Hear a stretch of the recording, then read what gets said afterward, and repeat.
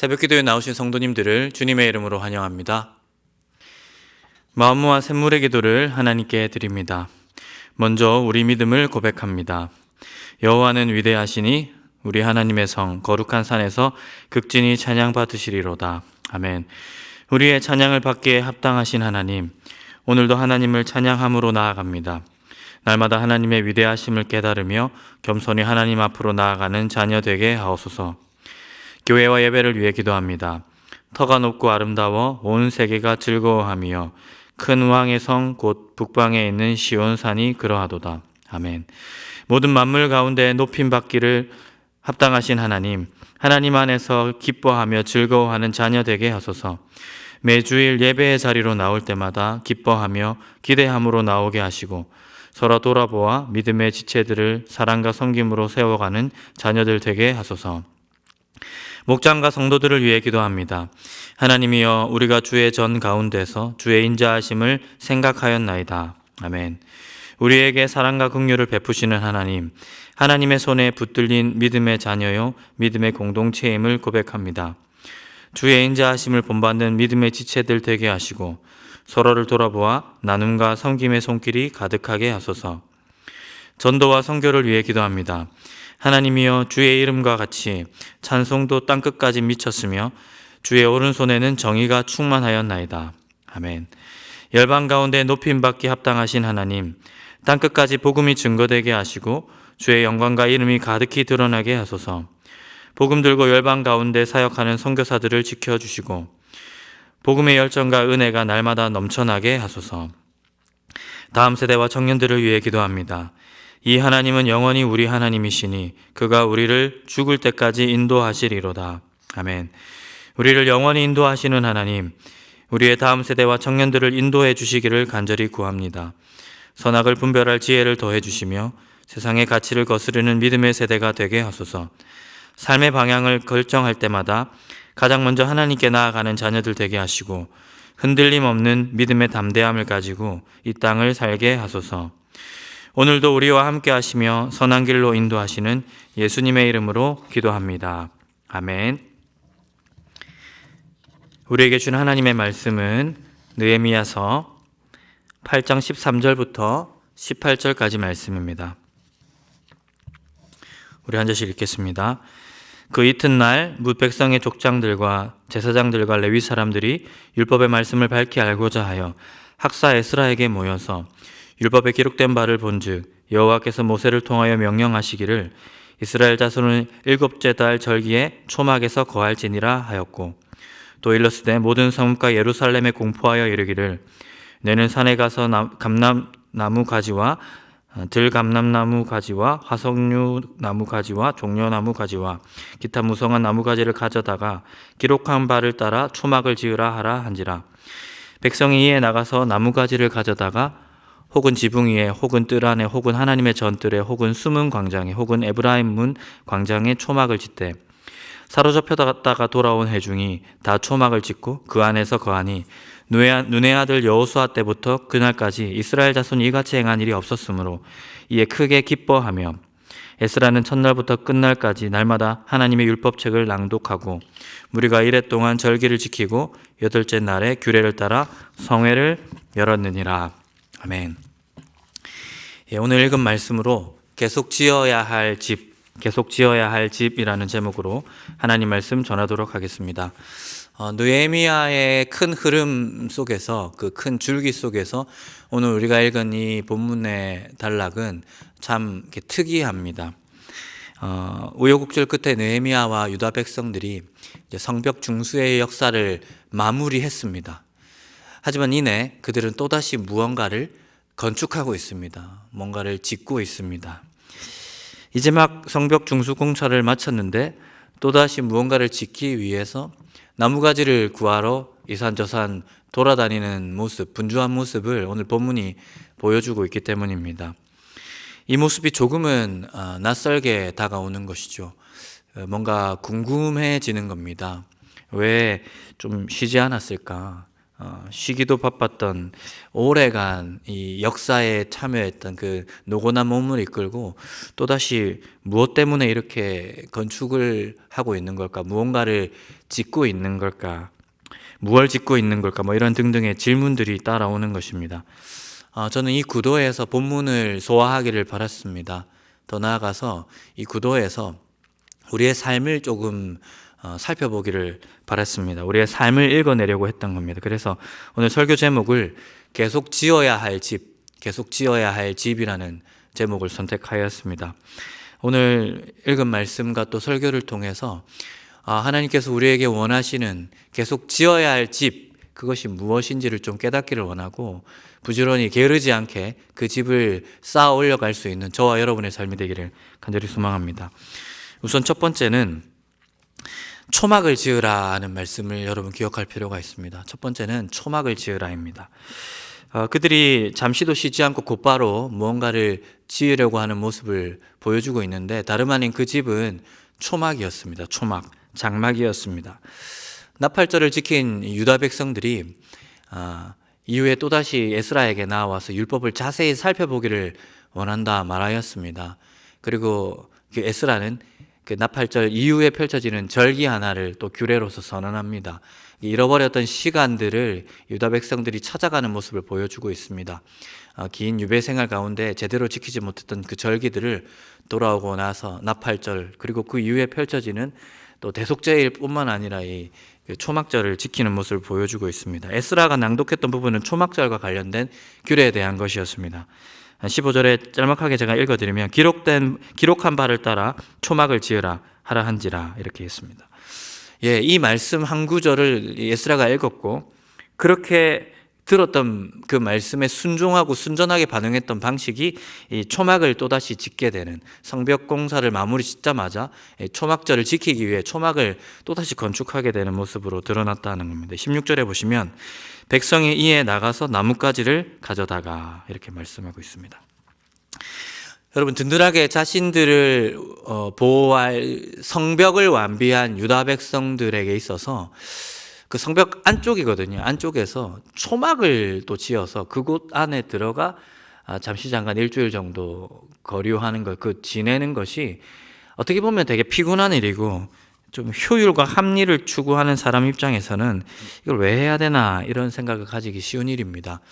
하지만 유다 백성들은 그 한 말씀, 이 절기와 관련된 이 초막 절기와 관련된 그 한 말씀에 순전하게 반응하는 모습을 보여주고 있습니다.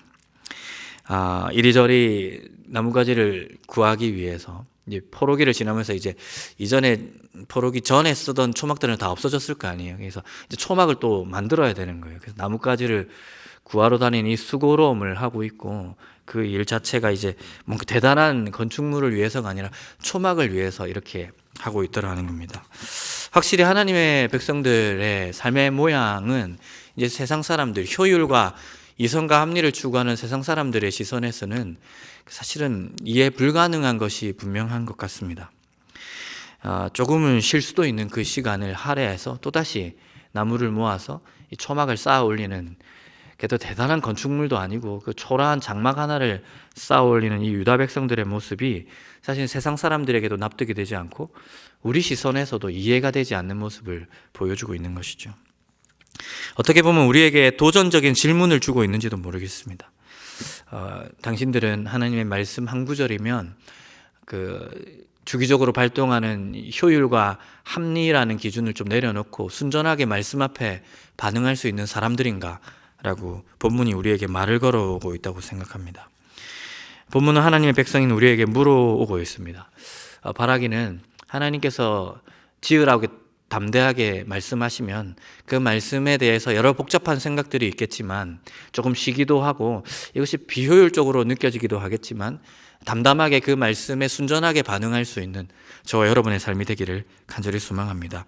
주님이 지으시라고 하면 그 집이 무엇이건 어떤 타이밍이건 내 상태가 어떠하건 우리가 묵묵히 따라가면서 세울 수 있는 그러한 인생들 되었으면 좋겠습니다. 여러분, 그렇다면 하나님이 이 타이밍에 어떻게 보면 좀 쉴 수 있는 이 유다 백성들이 좀 쉬어야 합당한 그 타이밍에 지으라고 했던 그 초막이 실제적으로 의미하는 바가 무엇인지 좀 물어볼 수 있을 것입니다. 의미론적으로 이 초막은 무엇을 의미하고 표상하고 있다고 생각할 수 있을지 우리가 좀 물어봐야 할 것입니다. 이것이 두 번째, 세 번째 대지인데, 이 초막은 의미하는 바는 두 번째로 감사하고 만족하게 만드는 초막입니다. 하나님께서 지으라고 했던, 또 이스라엘 백성들, 유다 백성들, 느헤미야와 유다 백성들이 순전한 마음으로 순종하며 곧바로 쌓아 올렸던 그 초막의 의미, 그 초막이 표상하는 바는 감사하고 만족하게 만드는 초막이라는 것을 여러분이 기억할 필요가 있겠습니다. 주님께서는 초막 절기를 통해 대과거로 시간여행을 떠나십니다. 조금 앞선 과거 정도가 아닙니다. 포로 이후의 시점에서 에스라 느헤미야를 데리고 솔로몬 정도 시점까지 이렇게 여행을 가는 게 아닙니다.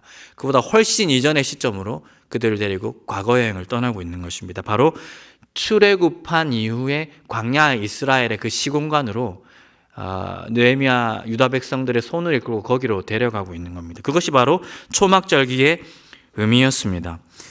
여러분, 이스라엘 백성들이 출애굽한 이후에 거하였던 곳이 광야에서 장막 초막이었습니다.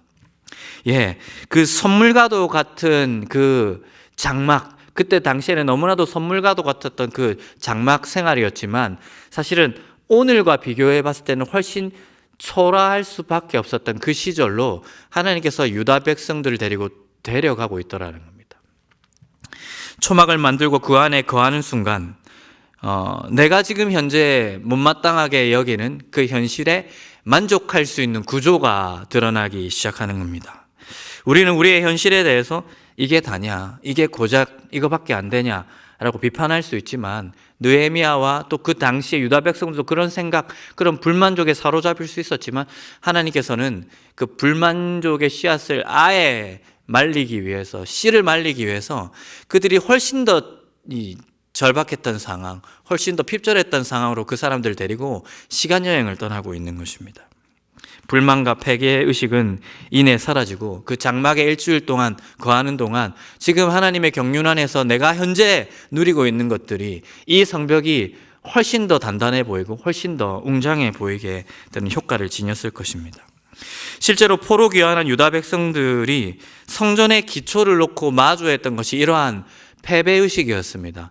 여러분, 그 사람들이 538년에 돌아왔습니다.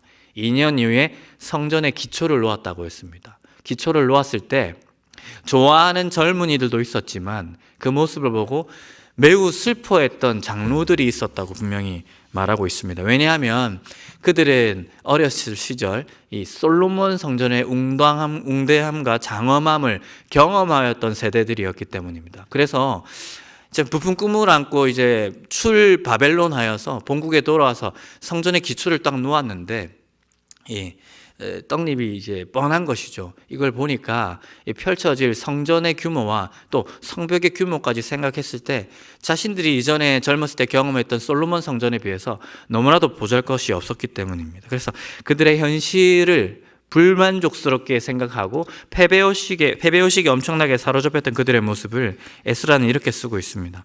제사장들과 외의 사람들과 나이 많은 족장들은 첫 성전을 보았으므로 이제 이 성전의 기초가 놓임을 보고 대성통곡하였으나, 이렇게 말하고 있습니다. 이 패배의식이 성전 공사를 16년간 주저앉혔던 세계관이었습니다.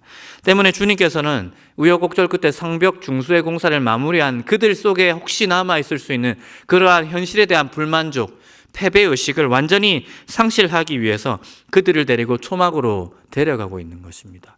지금 현재가 얼마나 감사한 상황인지, 얼마나 만족해야 될 상황인지, 감사해야 할 그런 상황인지를 그들이 느끼도록 하기 위해서 주님께서는 이거보다 훨씬 처절했던 그 시절로 유다 백성들을 데리고 초막으로 데려가고 있더라는 겁니다. 초막을 지어라. 초막을 지으면서 지금 현재 향유하고 있는 은혜들이 얼마나 큰 것인지 깨달으라고 분명히 말하고 있었던 것입니다. 성벽은커녕 성정도 없던 그 시절, 장막 시절로 그들을 데려감을 통해 주님은 주님의 경륜 안에 현재 유다 백성들이 누리고 있는 현실이 얼마나 아름다운 것인지 절절히 느끼도록 한 것입니다. 이것이 성벽 공사를 마친 후 유다 백성들이 곧바로 그 지친 몸을 이끌고 이 초막을 지어야 했던 이유와 당이 하나님의 의도였다 하는 것입니다. 사랑하는 성도 여러분, 우리에게도 우리네 현실을 만족하지 못하는 정서가 있을 수 있습니다. 내 인생이 너무 초라해 보이고 별반 세상과 다르지도 않아 보이고 절망스럽고 좀 새로운 가능성도 없어 보이는, 감사할 이유, 범사에 감사하라고 말을 하고 있지만 범사에 감사하기보다는 불평하기에 적합한 내 현실이라는 것이 너무 뻔한 거 아니냐, 이런 패배의식과 불만족이 우리 가운데 있을 수 있습니다. 현재 우리가 누리고 있는 것은 당연하게 여기고 훨씬 더 많은 것을 우리가 욕망하기 때문입니다. 그럴 때 우리도 초막을 짓기를 원합니다. 어떤 초막입니까? 지금보다 훨씬 헐벗고 훨씬 처절했던 그 시절로 돌아가는 것입니다. 그때로 돌아갈 수 있는 우리의 마음 가운데 초막을 지어서 그때와 오늘을 비교 대조해 보는 것입니다. 그렇다면 현실에서 내가 불만족스럽게 여겼던 모든 요인들이 그때 그 과거에 처절했던 그 과거에 찬란하게 비추었던 그 미래의 현실이라는 것을 깨닫게 될 것입니다. 이것이 내가 만족으로 받아내야 될 현실이구나, 내가 정말 감사해야 될 현실이구나라고 절절히 다가오는 경험을 할 수 있을 것입니다. 그래, 그때 없었던 게 지금 있고 그때 꿈꾸지 못했던 미래가 지금 되었구나. 하나님 정말 우리에게 후하게 주셨다. 하나님의 경영하심과 하나님의 베푸심이 너무나도 놀랍다. 이 감사와 만족의 고백이 우리 가운데 회복될 것입니다. 이러한 초막을 바탕 삼아 감사를 회복하고 만족을 회복할 수 있는 저와 여러분의 삶이 되기를 간절히 소망합니다. 세 번째로, 이 초막이 표상하는 바는 구원의 감격을 회복하는 초막입니다. 구원의 감격을 회복하는 초막. 유대 백성이 건축하던 초막은 단지 춥고 헐벗었던 시공간만을 의미하지 않습니다. 물론 그런 의미도 있죠. 그래서 이 초막에 거하면 우리네 현실이 훨씬 더 감사하게 다가오는 효과를 지니는 게 맞습니다. 하지만 이 초막은 그보다 훨씬 더 굵직한 주제를 가지고 있습니다. 왜냐하면 이 초막은 우리의 허락하신 그 구원의 은혜라는 이 서사성을 띠고 있기 때문입니다. 이 초막은 우리를 구속의 은혜가 있는 그 이야기 속으로 우리를 데려가고 있기 때문입니다. 곧 애굽에서 억압받던 히브리인들을 독수리 날개로 업어 그들을 자유롭게 하셨던, 구속하셨던 하나님의 구원 역사, 출애굽의 역사 정중앙으로 이 히브리인들을 또다시 데려가고 있기 때문입니다. 이 초막은 그 아름다웠던 하나님과 이스라엘 사이에 정말 찬란했던 신혼 시절로 그들을 데려가고 있었던 것입니다. 지금에 비해 비록 가진 것은 없지만 서로의 존재로 그저 감사했던 그 시절, 서로가 맺은 언약 관계로 인하여서 감격했던 그 시절, 그 신혼 시절로 하나님이 이스라엘 백성들, 유다 백성들, 성벽을 완비했던 그들을 데리고 또 데려가고 있더라 하는 것입니다. 기억하냐? 그때 우리 정말 뜨거웠다. 지금 너네들이 이 현장에서 기억해야 될 그 정서는 바로 이것이다. 더 많은 것을 쌓아 올릴 수도 있고 또 엄청난 역사를 내다보기도 해야 되겠지만 신앙의 본질은 하나님과 너희들 사이에 그 찬란했던 그 신혼 시절에 있다고 초막으로 그들을 데려가고 있는 것입니다. 사랑하는 성도 여러분, 성경을 보면 우리 하나님은 그 신혼 시절을 정말로 좋아하십니다. 출애굽과 그 출애굽 이후에 있었던 장막 시절, 또 가장 찬란했던 하나님을 노래했던 미리암과 모세가 노래했던 그 시절의 그 광야 시절을 우리 하나님은 너무나도 간절히 돌아가고 싶은 현장 시공간으로 여기고 있습니다. 그래서 1년의 주기 중에 여러 유대 절기들이 있는데 그 절기의 중심적인 것들이 모두 출애굽과 관련된 내용들입니다. 유월절도 그렇고 무교절도 그렇고 오늘 우리 본문을 둘러싸고 있는 굵직한 주제인 초막절도 그러합니다. 절기도 그렇고요. 하나님께서는 이따금씩 눈을 지그시 감으시고 그 시절로 회상으로 떠납니다. 기억을 되듬고 있는 겁니다. 유대 백성들이 자기와의 언약을 배반하고 다른 우상을 섬길 때에도 그때를 추억하며 그때 참 좋았지라고 그때로 돌아가는 모습을 사실 선지서 여기저기에서 우리가 발견할 수 있습니다. 대표적으로 예레미야 2장 2절인데 이렇게 나옵니다. 가서 예루살렘의 귀에 외칠지니라. 여호와께서 이와 같이 말씀하시기를 내가 너를 위하여 내 청년의 때의 인애와 내 신혼의 때의 사랑을 기억하노니 곧 씨 뿌리지 못하는 땅 그 광야에서 나를 따랐음이라. 아멘. 사랑하는 성도 여러분, 우리 주님은 오늘 우리에게도 그 초막으로 가자고 말씀하고 있는지도 모르겠습니다.